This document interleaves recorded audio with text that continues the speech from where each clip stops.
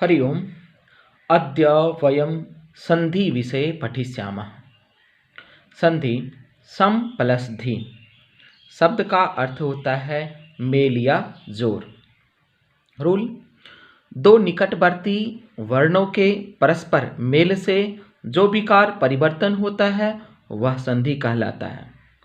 संधि के भेद: संधि के 3 भेद हैं।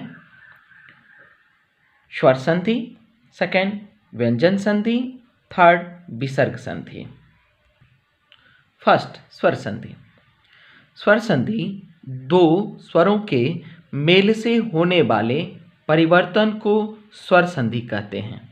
जैसे विद्या प्लस आलयः, विद्यालयः।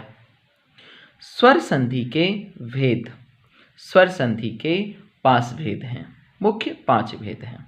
फर्स्ट दीर्घ संधि, सेकंड गुण संधि, थर्ड वृद्धि संधि, फोर्थ यन संधि, फिफ्थ अयादि संधि। दीर्घ संधि। रूल: प्रथम पद का अर्थ होता है शब्द के अंत में अ, ई, उ, री ह्रस्व या दीर्घ स्वर हो, उसके बाद दूसरे शब्द का प्रथम अक्षर समान ह्रस्व या दीर्घ वर्ण रहने पर दोनों समान स्वर वर्णों को मिलाकर दीर्घ स्वर आ, ई, उ, री वर्ण हो जाता है। दीर्घ स्वर वर्ण के 4 भेद हैं। फर्स्ट अ अथवा आ, प्रथम शब्द के अंत में अ हो अथवा आ हो। सेकेंड शब्द के प्रारंभ में अ हो अथवा आ हो, दोनों स्वरों को मिलाकर दीर्घ आ हो जाता है। फर्स्ट हो गया। सेकेंड भी ई वर्ण, ई छोटी हो चाहे बड़ी ई हो, सेकेंड शब्द के प्रारंभ में छोटी हो चाहे बड़ी ई हो, दोनों स्वर वर्णों को मिलाकर समान स्वर वर्णों को मिलाकर दीर्घ ई हो जाता है। थर्ड देखते हैं, ह्रस्व उ अथवा दीर्घ उ हो, प्रथम शब्द के अंत में, दूसरे शब्द के आदि में ह्रस्व उ हो अथवा दीर्घ उ हो, दोनों दीर्घ स्वरों को मिलाकर दीर्घ उ हो जाता है। दोनों समान स्वरों को मिलाकर दीर्घ उ हो जाता है। फोर्थ री वर्ण। अधिकतर इसका उदाहरण ह्रस्व रीकारांत में ही मिलता है, बहुत कम ही है ऐसे वर्ड जो हिंदी में सामान्य मिलते हैं। संस्कृत वेद आदि में रीकारांत शब्द का प्रयोग मिलते हैं। री प्लस री, प्रथम शब्द के अंत में री हो और दूसरे शब्द के प्रारंभ में ई हो, तो दोनों वर्णों को मिलाकर क्या हो जाता है, दीर्घ री हो जाता है।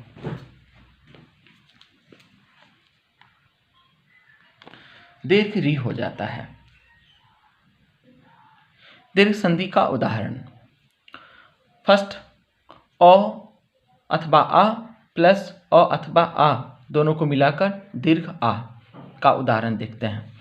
राम प्लस अवतारः, प्रथम शब्द के लास्ट में म में अ है और अवतारः में फर्स्ट वर्ण क्या है, अ है, दोनों अ को मिलाकर दीर्घ हो गया है आ। आप देख सकते हैं राम में म से अ अलग किया गया है और अवतारः से अ अलग किया गया है, दोनों वर्णों को मिलाकर क्या हो गया है, आ।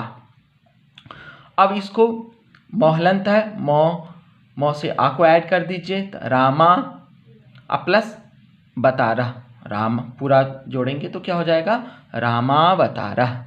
उसी प्रकार दैत्य प्लस अरि, दैत्यारि। सूर्य प्लस अस्तः, सूर्यास्तः। उत्तम प्लस अंगः, उत्तमांगः। कुश प्लस आसनः, कुशासनः। धर्म प्लस आत्मा, धर्मात्मा। कदा प्लस अपि, कदापि। आत्मा प्लस आनंदः, आत्मानंदः। सेकंड इकार का उदाहरण देखते हैं। प्रथम शब्द के अंत में ई हो अथवा बड़ी ई हो, सेकंड प्रथम शब्द के अंत में ह्रस्व ई हो अथवा दीर्घ ई हो, और द्वितीय शब्द के प्रारंभ में छोटी ई हो चाहे बड़ी ई हो, दोनों समान वर्णों को मिलाकर दीर्घ वर्ण हो जाता है। रवि में क्या है, लास्ट में ई है, और इंद्र में क्या है, ई है, तो दोनों स्वरों को मिलाकर क्या हो गया, बड़ी इकार हो गया, इसीलिए हो गया रवींद्रः। नेक्स्ट चलते हैं, कवि प्लस ईश्वरः, कवीश्वरः, गिरि प्लस ईशः, गिरीशः, मही प्लस इंद्रः, महींद्रः, सती प्लस ईशः, सतीशः। अब हम उकारांत में देखते हैं। अब उ वर्ण का देखते हैं। प्रथम शब्द के अंत में ह्रस्व उ हो अथवा दीर्घ उ हो, द्वितीय शब्द के प्रारंभ में ह्रस्व उ हो अथवा दीर्घ उ हो, दोनों उ को मिलाकर दीर्घ उ हो जाता है। अब देखिए सु प्लस उक्ति, क्या हो गया, सु, और उक्ति में यहाँ सु प्लस उक्ति क्या हो गया, उ और उ मिलकर दीर्घ उ हो गया, क्या हो गया, सूक्ति। वधु प्लस उत्सव, वधूत्सव, भू प्लस ऊर्जा, भूर्जा, गुरु प्लस उपदेशः, गुरूपदेशः, भानु प्लस उदयः, भानुदयः। फोर्थ रिवर्ण को देखते हैं। प्रथम शब्द के अंत में रिवर्ण है और दूसरे शब्द के प्रारंभ में रिवर्ण है, दोनों रिवर्णों को मिलाकर दीर्घ रिवर्ण हो जाता है। पितृ में री है और ऋणम में री है, तो दोनों को मिलाकर क्या हो गया, बड़ी री हो गया। क्या हो गया आंसर, पितृ प्लस ऋणम, पितृनम, मातृ प्लस ऋणम, मातृनम, दात्री प्लस ऋणम, धात्री का अर्थ होता है देने वाला, दात्री प्लस ऋणम, धात्रीनम, होत्री प्लस ऋच्छति, होत्रिच्छति। इसी प्रकार हम और शब्द का भी अभ्यास करेंगे। हरि ओम।